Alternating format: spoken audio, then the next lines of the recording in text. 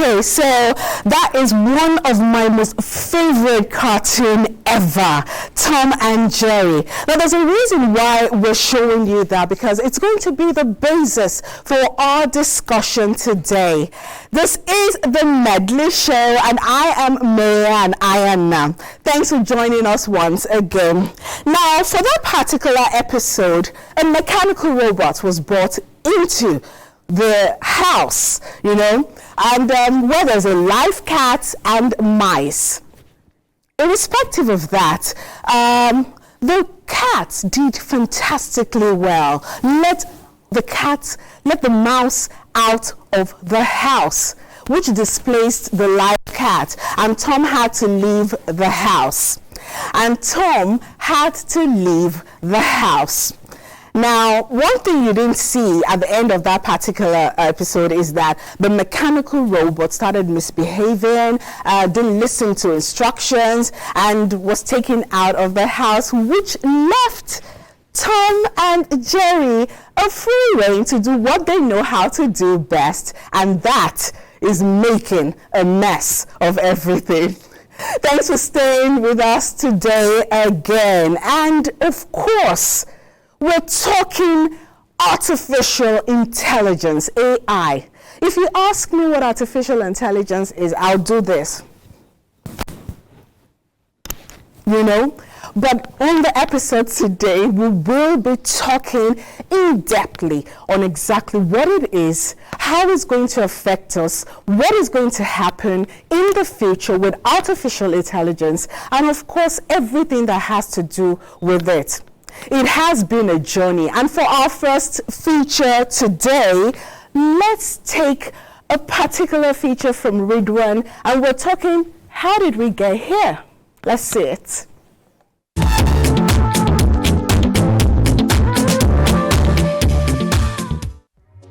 The first version of almost any technology usually seems ridiculous when compared with recent models.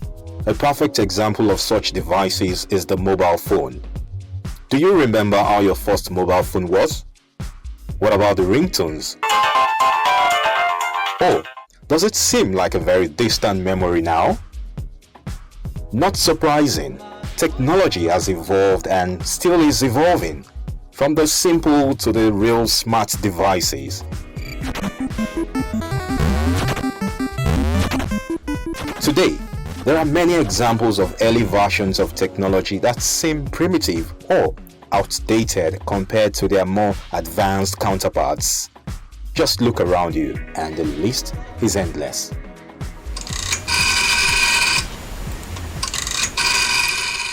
For instance, our thin and sleek mobile phones that virtually we can do almost everything with were once large and bulky with limited capabilities and features.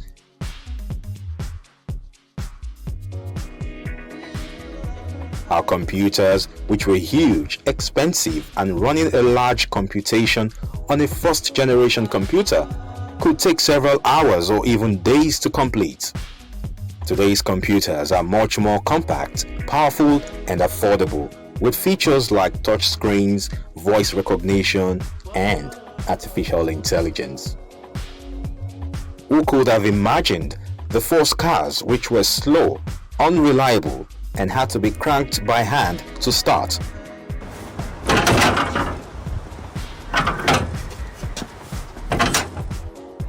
Today, those cars can drive more efficiently, automatically, and communicate effectively. Back in the days, people could easily identify you as a madman when found talking to an object. 9:30 a.m. to 10:30 a.m. Eastern Time period is often one of the best hours of the day for day trading, offering the biggest moves in the shortest amount of time. What is it? Selena, what is it? Ma? What is it? Yes, ma. Sorry, ma. Oga don Chris. Oga don Chris. He goes inside. They follow ghost talk. You see Alaska. That's no longer an issue today. People live in a smart world where everything ranging from their TV, garage, bulb, switch, and so on can either listen, speak, or both, and respond in smarter ways.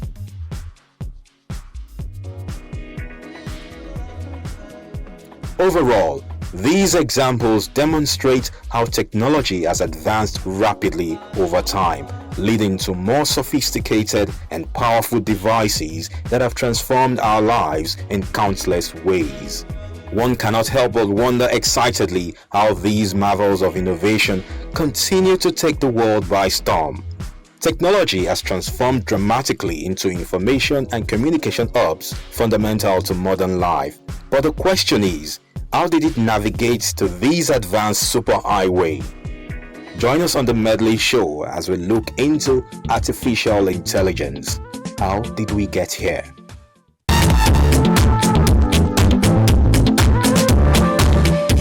So that feature was talking all about how did we get here on the journey, to artificial intelligence. Now, I have with me an amazing person on the program, a robotics and coding specialist. He is Newton Moye. Thanks for being with us today. Thank you for having me. Okay, so my first question to you would be, why artificial intelligence? What is it about? What is it, a tech rave moment thing, or it has come to stay? Well, contrary to what people would think, artificial intelligence has been around for a very, very long time. Please don't quote me, maybe up to the 1950s. Okay. I think it came from a person just thinking out loud and saying, okay, we human beings, we reason, we think based on information given to us. So why can't we develop a machine that would do that for us? Maybe even do it better without mistakes, right? But, it was just a thought then. And then we had a lot of limitations. We didn't have, back then, if you wanted to use a computer, for example, you would have to pay a lot of money. And it wasn't available to everyone. So over the years, it's been kind of silent, but in the back burner. I think it was up until the 1970s when we started to experience the revolution in computers, the processing power. It was able to store information instead of just executing whatever commands you give it to. So as that continued to evolve, then it continued to open the way for us to start to apply this artificial intelligence into our systems and for us to start, solving a lot of problems. I think it has come to stay because, as you can see, we humans, we are plagued with a lot of challenges.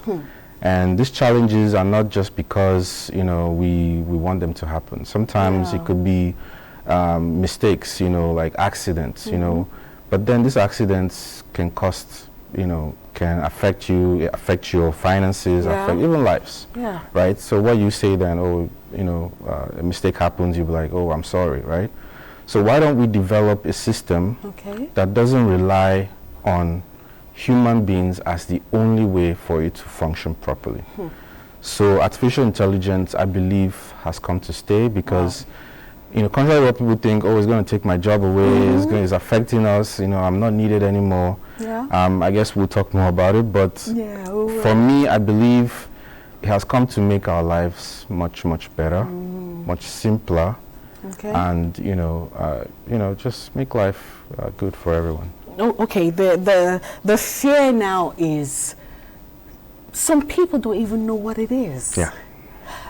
Like outside the shores of Africa, we know they've gone, haywire on that. But right here, how many people know about AI and what it can technically do in our lives, in the area of security, agriculture, architecture, medicine particularly?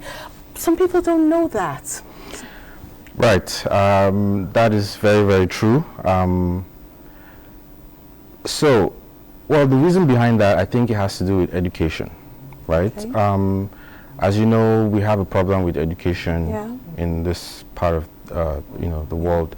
Not many people are enrolled into schools, so they don't even get the knowledge or get to know more about why we need this kind of intelligence, why we need this kind of systems.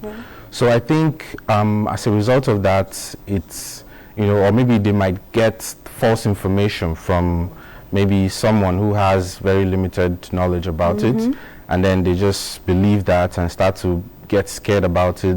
Once they hear AI, they think, oh, like in the movies where you know, robots are going to come and take over the world and, you know, hurt people and, you know, and all of that. So I believe that is the real reason behind this particular problem. But if you really, you know, once education kicks in and you're really educated about it and you do your research, you find out that AI is really, for now, AI is doing a lot of amazing things. You mentioned in health, you know, we have surgeries nowadays that are very intricate, very complex, you know, very hard to perform. You know, for example, you have maybe like a surgery, maybe like a heart surgery where only like a few doctors can do it, right? So what if a poor person needs this surgery? How do they get this money to start to pay to import a doctor from, let's say, from Europe, for example?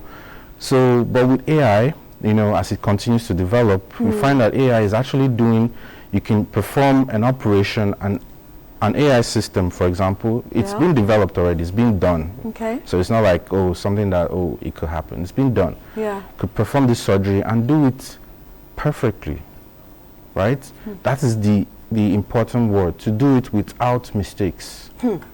Because even this specialist heart surgeon, you never know what's going on in his life.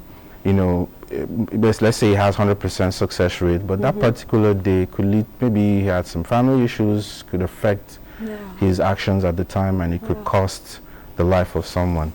But with AI, you know, you can be guaranteed, you know, of 100% success rate. Precision. Don't even get me started with security. Right? That is something that affects us, you know, a lot, especially during this period.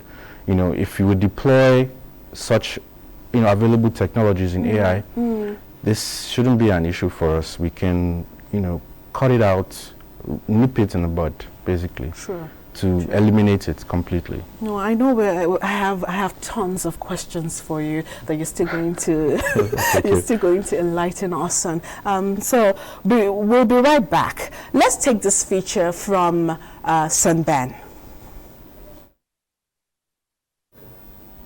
Okay, so before we get that, let me ask you this. Is it just AI or everything and anything that has to do with it? That's a wonderful question. Actually, AI, you know, I remember there's a question I didn't answer. You asked me to define it or to explain it to some people that may have not heard about it. So basically, this involves, you know, it's a science that involves developing, you know, a tool, a software, a machine, an equipment that will understand, act, and think like a human being, like a human does. Just think what we do, you know, right from the stage where we were born up onto the stage where we are currently. You know, for example, as a baby, you don't know anything, you know, all you do is cry, and then you basically experience things around you, and that's what makes you become who you are, right? But imagine if you put a baby maybe in like a cage. You did an experiment. You put a baby in a cage and they're not exposed to anything. What do you think happens after like maybe 10 years? Do you think this kid learns anything? Do you think he becomes like a grown kid? I honestly, although that's inhumane, but I honestly can say that would never happen, because kids learn from what they see, right? Same thing with artificial intelligence. That's what artificial intelligence is based off of. You know, mimicking the human brain, mimicking the human intelligence, the human behavior, and developing things that will eliminate all those other factors that affect us humans in carrying out some of our, you know, activities. Eliminating all of that. But with this machine now that can do it, that thinks like a human being, but without the limitations of a human being, basically. So that is basically what artificial intelligence is, and you can use this with a lot of other, will I say, sciences. You can, you know, combine it with like new technologies like IoT, yes, even with embedded systems to solve whatever challenge you're trying to solve. It's a lot. It's a lot. It's the beginning of. It is. It's a lot. It's a lot. So we'll actually be getting to the IoT, but in a bit. Okay, so we'll be opening the phone lines in a bit, and we would all love you to, the usual, send in your text, send in your opinions. What do you think AI is?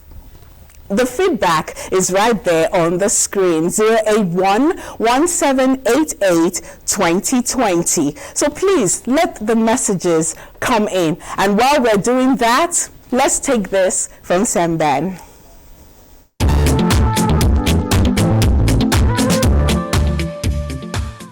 When I was a young lad, I always marveled by how the computer was able to know a wrong spelling from a right one, and how it was able to give context on a sentence typed.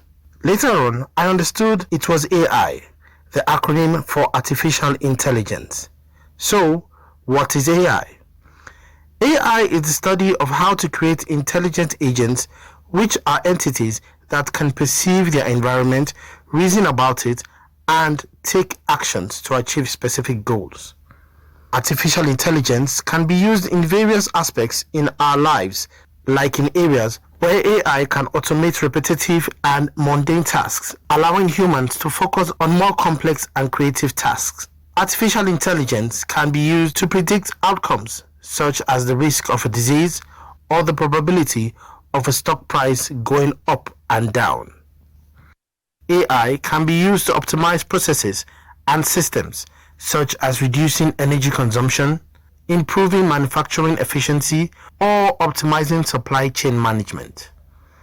Artificial intelligence can be used to create and analyze images and speech, enabling applications such as facial recognition, object detection, and speech-to-text.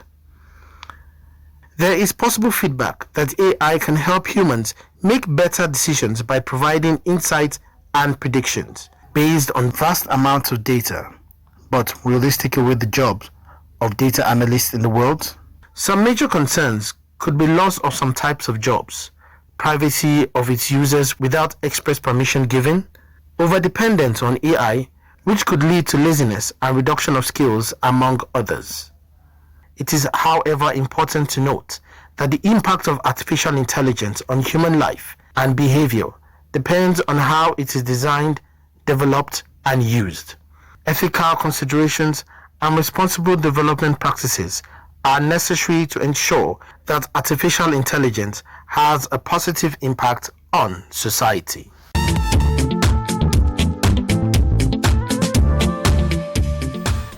Okay, so artificial intelligence, AI, we're still on it. And I want to ask Newton, like we were talking before we came back on, is there another option to this?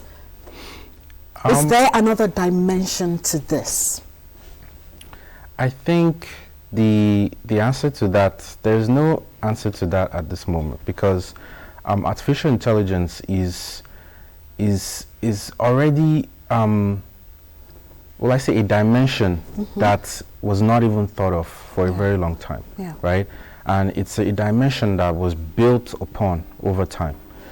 This comes, stems from the fact that, okay, this is our nation, this is our earth, right? And the only person that can fix it or solve any of our challenges that we're currently facing, our numerous challenges, has to be us, right? But then, like I said, if you're thinking about it, we human beings, we are limited to a lot of things. We make mistakes. So artificial intelligence is not about it being, is there another way? It's not like a machine that you build. Let's say a vacuum cleaner, for example, that you say, okay, we'll mop up, we'll vacuum this particular area, but while it's doing it, it's making a lot of mistakes. So people are scared, it's damaging properties. And you say, okay, should we buy another brand? Or another type of vacuum cleaner? That is not the way to look at it. What I would suggest, or what I would try to explain to you to help you, answer that question is, I know a lot of people are scared of what artificial intelligence is capable of doing. Yeah. I mean, we see it in the movies. And also to add to that, people that, write the script of these movies are actually people that are very, very involved in the research of artificial intelligence. Okay. So it's not just to say, okay, they are fiction. These are actually great predictions. So everyone has every right to be scared. But what they don't talk about in those movies is we human beings, when we have problems, what do? We talk about it. We try to brainstorm, come up with solutions to prevent this from happening. Okay. And this is something that we human beings, I believe, are going to do over time. Because right now, the AI that currently exists, right, are helping making our lives a lot easier, predicting things. Imagine you as a business owner, you want to know, okay, if I should go into the market for this so that you can yield the best returns, and you rely on AI to help you do that. It helps you, makes your life a lot easier. Multiplies your returns and all of that. So if you take that away, what do? You rely on humans again, and mistakes can happen, wrong predictions, and so on and so forth. So what I would say is that for now, we are currently having a lot of advancements in what I call weak artificial intelligence. Okay. They are called weak because in artificial intelligence, there are various classes of artificial intelligence, right? Yes. Currently, what we have now are what we call just weak artificial intelligence. There are other classes, right? As it progresses, what's the future of AI? Let me put it that way. Yes. Where we have the general intelligence, and then we have the super intelligence. Now, general intelligence is when we get to the point where this AI, basically, just like we see in the movies, they start to understand, they know everything about what a human is made up, and then they start to take decisions themselves, right? But for now, I think we are hundreds of years to that point. Because like I said, AI started a long time ago, and what held it back was limitations then. Okay, access to computer, the computers back then were not capable of storing information. We have similar limitations that will require this, general intelligence to happen. Such as faster processing speeds, higher memories, and so on and so forth. We are still developing that. We're still far from that. So I don't think we should be worried right now. When that time comes, what I would suggest is that we human beings will do what we do best. We develop these things, right? So what do we do best? We talk about it, effectively, like effective communication. We talk about it, come up with policies that will limit, how far you can go towards developing this general intelligence. Come up with systems that will control the level at which these machines operate. Right? Because at the end of the day, we need them to solve our problems for us. True. More than what we can do.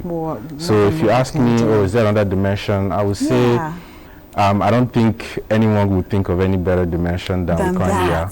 But what we can do is come up with a strategy to limit the fears that we humans talking about fears. I have messages here that would shock you. I think my first is coming from Jumai, and Jumai from Kano is saying that it is not only scary, it sounds inhumane, like something uncalled for. What you would do? But what would you say about that? Does it sound uncalled for, inhuman, so to say?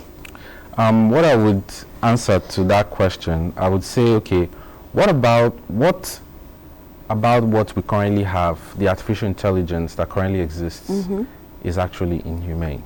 Okay. For example, let's talk about the AI that, for example, predicts stock markets or predicts who is likely to leave a company within a short period of time, or the AI that basically monitors your fitness, and tells you, okay, you need to take your drugs, okay, your sugar is high, or so on and so forth. That actually saves your life, True. Or is it the AI that, okay, for example, someone kidnaps a baby, and then you deploy, the cameras that this AI is being embedded on to monitor, to track certain movements, to track where this person that kidnapped the baby, where they are going, where they are, to help the security forces to help apprehend such kidnappers. What part of that is inhumane? I think the part she's talking about is the part that is yet to come. And like I said, yes, you have every right to be scared, because if it's just like a human being that is not guided by laws, that is not guided by will I say conscience, or guided by sort of some type of repercussions. If you hurt someone right now, you go to court, you can actually go to jail, or even worse. Right? If you allow a kid like that grow up without such rules, the tendency is that they're going to, grow into, they're going to cause a lot of harm. So I say for now, I think you have nothing to worry about. To be honest. Hopefully, from your ears to God's ears, I will say. So I will have other messages coming in, and this is from James. He says he loves the program, and he particularly loves our current discussion. What he wants to know is that how far do people want to take AI technology? I think, like I said, already there's been a lot of research, right? There are a lot of people contributing, researching, we're talking about scientists, mathematicians, physicists, all of them are contributing into this research. And the goal is basically what I talked about earlier. The goal is to develop, to get to the point where this AI surpasses human capacity, human intelligence, right? That is the goal. And the research is all of them are working towards getting this far. But we are years, millennials away from it. Okay, so quickly, please, no calls. Please just send in your text and WhatsApp, please. In making life easy, like you said earlier, ChatGPT, don't you think it makes people lazy, redundant? You don't get to use your brain, your activity level is not soaring high enough. Okay, tell us about that. ChatGPT. Yeah. I actually use it myself. We have a culprit in the house. But, okay, my opinion on this is that ChatGPT was developed to help a lot of other people that would very much like to go into the area of programming, the area of all these areas that were already difficult for them, or to make their lives much easier, which is what AI does, like I mentioned earlier, to try to make life a lot easier for people. Now, just like everything, there is the advantage and there is the disadvantage. True. Now, it takes a special person, it takes a wise person to use this exactly what it's meant for. A guide, an aid. As minimally as possible. Exactly, an aid for you. But already, even before ChatGPT was done, there were a lot of people, amazing people doing amazing things already, right? So I think this will just help them help them develop even better things. But then there are those lazy ones that just want to say, okay, help me write my assignment and so on and so forth. Exactly. Which, like I said, once you come up with policies and rules to help you guide. For example, I saw I think there was a school, they were writing an examination, and then it turns out that everybody used ChatGPT to take the exam, to answer the exam. Exactly. So the school obviously found out. Wow. And they had to do a rerun, basically mentioning and instructing that anyone who uses ChatGPT will automatically get a fail. True. Right? Yeah. So these are some type of policies and rules that can help guide as we continue to grow in the area of artificial intelligence. The only way to guide that it's being used for what it's meant for is to have such policies on ground. So there's a WhatsApp message. I have to read it to you. Sure. Hey, The person is asking, what can solve the problem? Can AI be harmful to humans at the end, in the long run? And the person said, Chineke mo. So, can AI be actually harmful to humans in the long run? Of course. Wow. I would be naive if I said it can't be, or it won't be.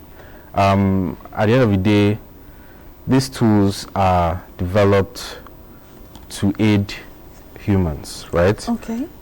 That human factor is still there, right? So in the wrong hands, it can be used for a lot more terrible things, right? It can be used to develop things that can cause harm. It can be used to, to develop things that can contribute to negative things in the society. So obviously, yes, but I believe as this is being developed and is being guided by a proper, right? And this would bring everybody to the table. It's not just some few people that are making the rules. Bring everybody to, they are being guided towards how this thing is being developed. Whenever we get to that point of, this AI being able to stand alone, it would have been developed based on the fact that, okay, we've seen how it can harm humankind. We've seen how it can harm. So put sort of like safeguards in place to avoid those things from happening. Okay, so let me quickly, it's getting interesting. I'm sorry, but I have to go Yoruba. Someone said, Kilonje AI.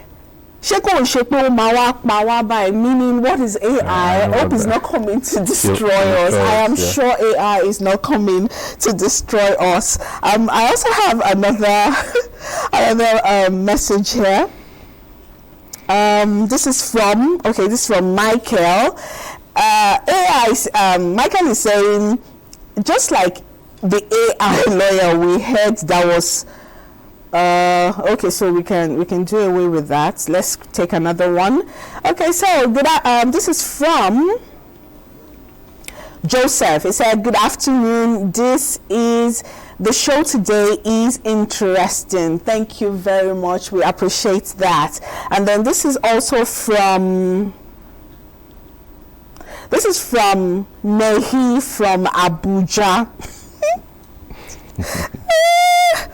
This is unbelievable.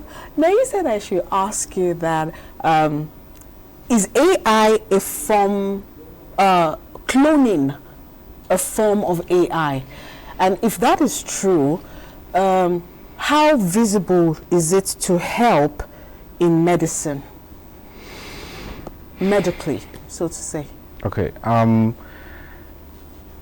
Actually, this is a new question for me, but if I were to think about it, I would say cloning is very, very different from artificial intelligence.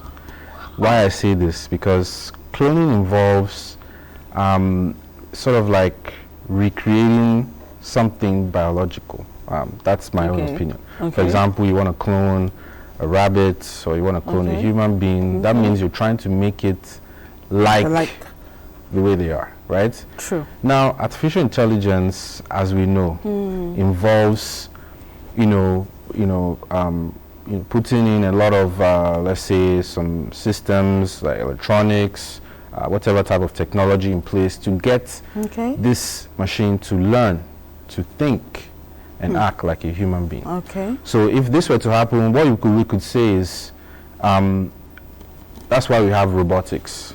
Robotics is a way for you to sort of like embed this technology so that it can carry out a specific function. Okay. Now, robotics, I've not seen, robotics and cloning are two different topics, right?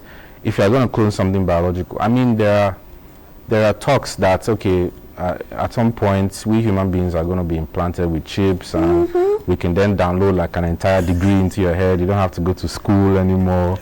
And so on and so forth, which would be nice. I won't have to spend so much in school. But what I would say is, there are also problems with that. These are electrical circuits involved. They could, harm you, and so on and so forth. So I don't see that happening anytime soon. So if cloning will now involve, us embedding this AI into this cloning, into this clone. Sorry, I beg. And then having them act, the way we want them to act. Then yes, you could say, when we get to that point, then I can agree with him. But for now, with the way AI is going, I honestly don't think we have to worry about that much. Yeah. Okay, so let me take one or two more messages. This is Yomi from Abeokuta, and he's saying, he wanted to ask if we have AI in Nigeria now. Do we? Any idea? I'm aware that our agencies, for example, like NITA, NCC, they are at the forefront of the latest initiatives of the government to bring this AI into our country, because it's a shame that we have a lot of challenges plaguing us that can easily be solved by artificial intelligence that we currently have. So agencies like this are at the forefront of the research. However, I'm not too familiar how far they've gone so far. Maybe in due time we'll start to see some of what they've done. But for now, on my own side, all I'm doing right now, for example, I'm working with researchers, private entities who want to develop a system that can help with research. For example, I'm developing a traffic flow prediction system that will basically monitor a particular area, and then will predict how much traffic all over throughout the season. So is there more traffic during the rainy season? Is there more traffic during the dry season? When it rains, when it doesn't rain? All this kind of data which can help these said agencies to help develop some of these systems. So in the area of research is where I am at the moment. That's fantastic. Hopefully, I would love to see a time where our country gets to the point where AI is embedded in a lot of areas, which I believe will solve a lot of our problems. I agree with that. Okay, so we have this coming from Peter. He said he thinks AI is a good idea for human benefit. We must have good boundaries, though, to guide us from being from troubles, because we humans are the source behind it all. And you said that already. That's actually very true. Very, very true. So I also have this from Abdurrahman from Kogi. He said it wasn't long he started thinking about this AI phenomenon. And is it actually a phenomenon? Yeah, I think it is. No, okay, it's not? It's bigger than just a phenomenon. All right then. Okay, so Abdurrahman is saying that it may take over and dominate the planet. I asked you earlier if it's going to be harmful, to humans, and you said technically no, although it's still way back, but we're not worried about that right now. Let's see it start up, and let's see how far it will go to the human race. Yeah, I think what I said was, if not guided by, I think I gave the example of a child growing up without rules and all that. They would, the chances are they would do a lot of harmful things. But if guided, right, if managed, because like I said, we humans, we know how to talk. We know how to come together, and figure out a way to solve a particular problem. If guided through, certain and agreed upon, arrangements or policies, I don't see that happening. Okay, so one last message before we take our next feature. This is from Bonaventure, and he says, I think this is an interesting topic, as I would say. AI appears to be one of the most recent inventions in this technology-driven age. However, my concern is how well and effective AI can fit into the Nigerian systems, especially in terms of job creation. Hold that thought. We're going to come back to you. Let's take this feature from DME, Internet of Things.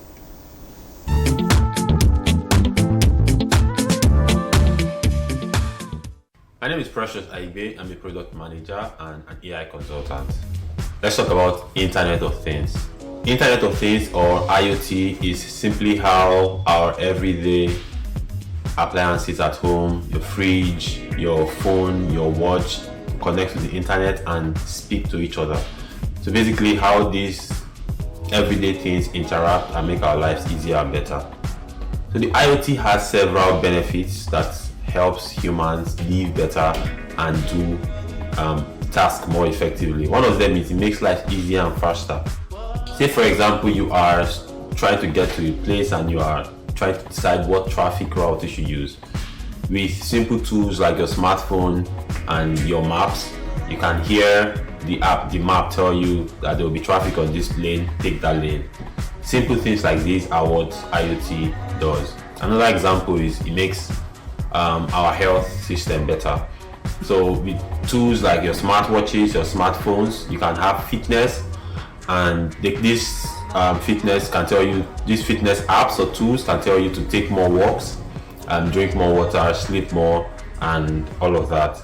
With simple IoT, you can regulate you can have smoke detectors, you can have several home appliances that can make living better and enjoyable, and generally it makes life easier and better.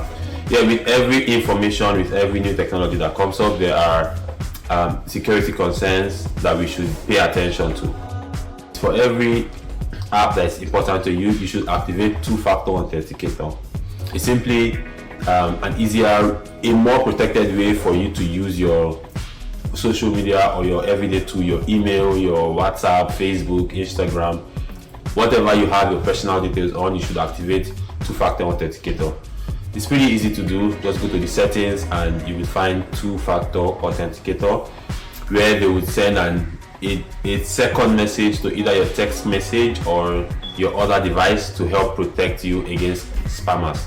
The Internet of Things, AI, and all of these new technologies are here to help our lives be better, are here to help us get tasks done more effectively with the help of machines, right? So we should embrace them, learn how to use them productively, learn how to use them and maximize them, but also be security conscious and learn how not to fall victims to people who want to use it to malign others and steal from you. Here's a practical example of me using IoT to get information on the go. Hey Alexa, what's the weather in Abuja today? Currently, in Abuja, Nigeria, it's 31 degrees Celsius with intermittent clouds. Tonight, you can expect just a few clouds in the sky, with a low of 22 degrees. Thank you, Alexa. That's it. IoT is here for you. Maximize it, use it, and enjoy it. Thank you.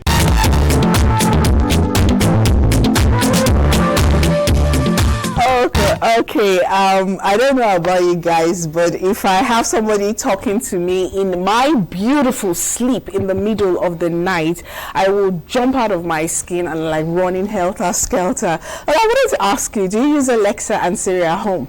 Of course I do. And you're not scared?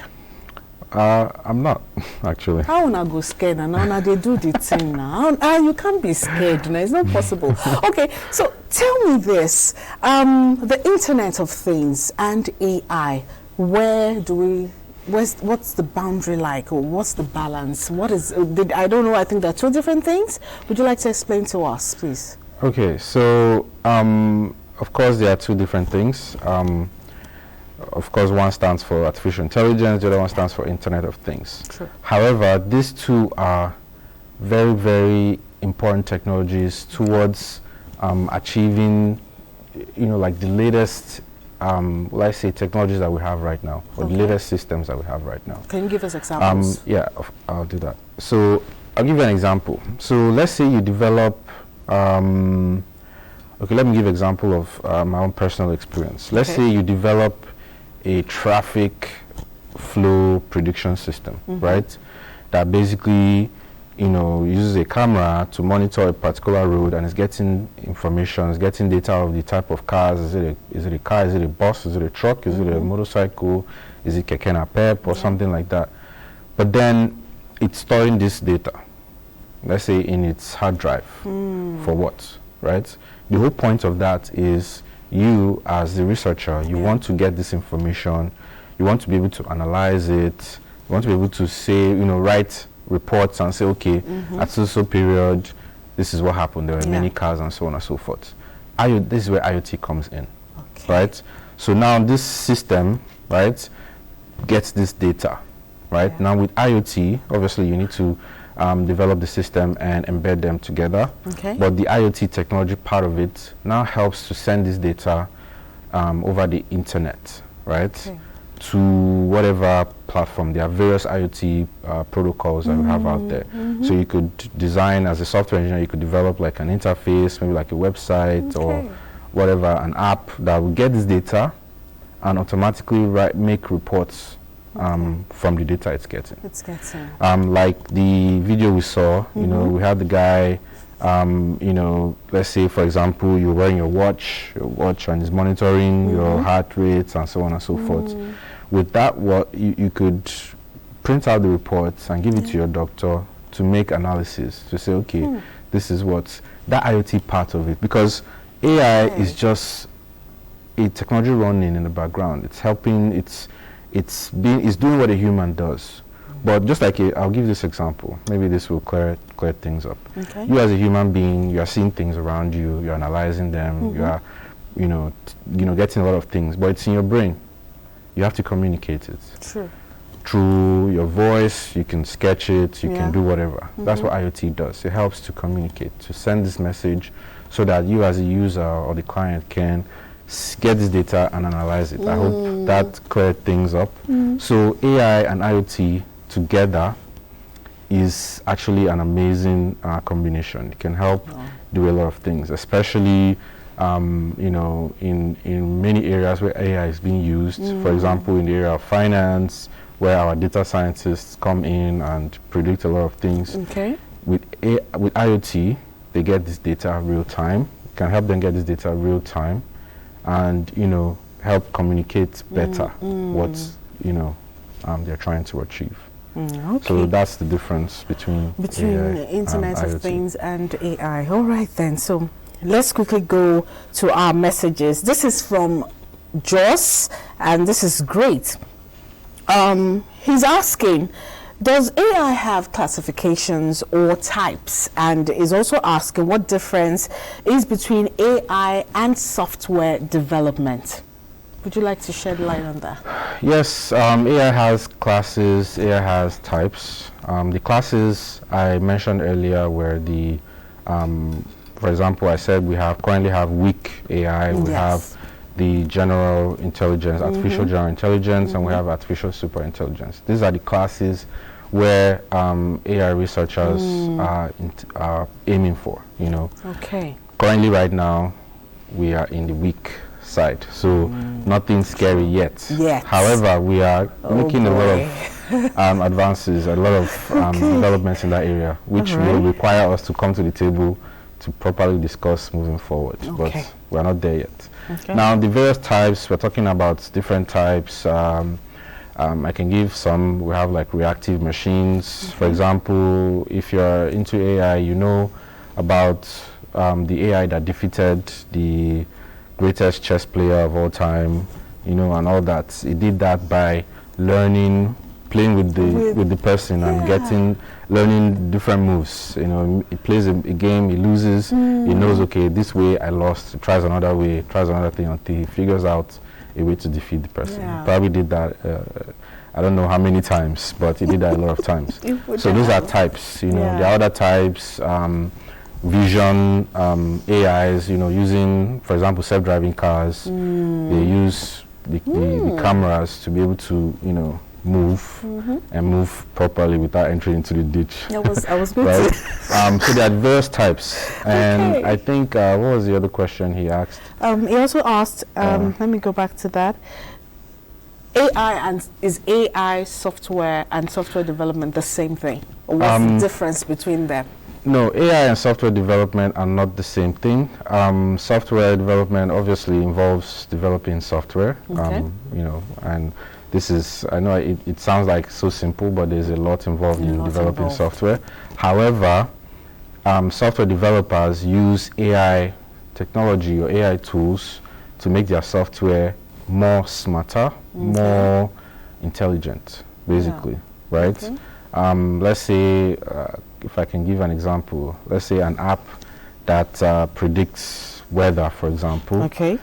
accurately. You know, for example, my phone told me it was going to rain, was it 2 days ago, but it rained the next day, you know. So some of these things And with not- AI, yeah. they've gotten intelligent in a way that they've predicted like certain things that might, okay, the rain is coming, but the time is going to come, you know, help them get it more accurately. Yeah. So with software developers, they can develop a software or whatever, a website or an app or something that can use some of these AI tools to even get more accurate predictions. So put together software and AI and IoT, these are types of amazing combinations that are used to develop amazing things that we are seeing right now. Then. Okay, so we're going to more messages. I think we still have time for that. My name is Ekong Ida, listening from Ogun State. I love your show. It's super sweet. And the way your guest answers question, thank you so much for that. Thank you. All right. So, however, I have a question. Is there anybody or a team that the government has set up to guide these AI creators in Nigeria to not allow them to violate some human lines? Do we have that currently? I'm not aware of that. However, I think the necessary agencies, like I mentioned earlier, NITA, these are the people that will, if at all, they will champion setting up such type of agencies or committees when that time comes. However, even in the world right now, AI is basically like an open source. Whatever has been developed is offered to the entire world for free to help encourage the development. Once you start to limit the type of development that happens, you could slow down its growth by a lot. You know, currently right now AI is growing at least 12% every year. Wow. You know, so if you start to put in policies or start to put in safeguards right now, although required, but like I said earlier, not right now. We need to develop them up to the point where, okay, they've gotten so advanced that they are starting to scare me, you know, then we need to start talking about putting in safeguards. But for now, if you start to, you know, restrict them, you would slow it down by a lot. You might even end up not even developing anything. All right then. So may I ask you this: how will we carry everybody along on this? Because I know some people do it, they don't know Jack. So how do we do it? There's a lot we can do, and this is solved by education. Like you said earlier, education is very key. You know, up until recently, I got to find out that we are currently in talks, you know, with trying to institute STEM and STEAM into our curriculum and all of that. So these things, once we start to encourage them, we start to, you know, keep people more aware and to not to get scared. You know, maybe we'll start by showing them examples of what this AI is currently doing. The amazing things they are currently doing, what they could do for us. And we can make it more local by showing them some of the challenges that we have here and giving them examples of what other people facing the same challenges have done to solve it. Maybe once they start to relate to how this works and to show them that, okay, it's not as harmful as everybody thinks it is. Yes, it has the potential to be harmful, but nothing has been developed up to the point. And even if we say, okay, we're not going to allow it, there are people out there that in developing worlds that are not listening to all this and are going ahead solving problems. If you hear amazing things are happening in developed worlds, you start to realize that we are here talking about no, it's going to affect us, and we are curbing our development. It's slowing us down. Right? And the effect is you can see it in the people, you know, the suffering, the opportunities that are being available. You know, so if anything, I want our viewers to pick that, you know, they shouldn't be scared of this. In fact, they should do more research into it, contribute to it, learn about it. It might even interest you. You might even be the next AI God or whatever, someone to develop to help with the advancement of artificial intelligence.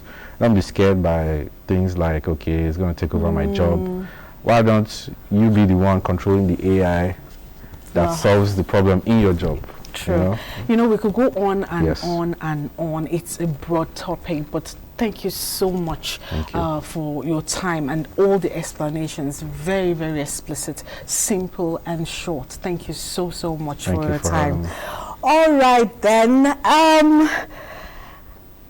I believe AI is here to help us, and I also pray that we get it as we expect as humans, to make life easy, for humans, and also do things that we would normally not be able to do.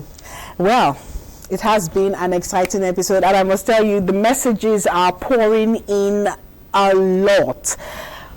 We will be seeing you next week. Stay safe, everyone.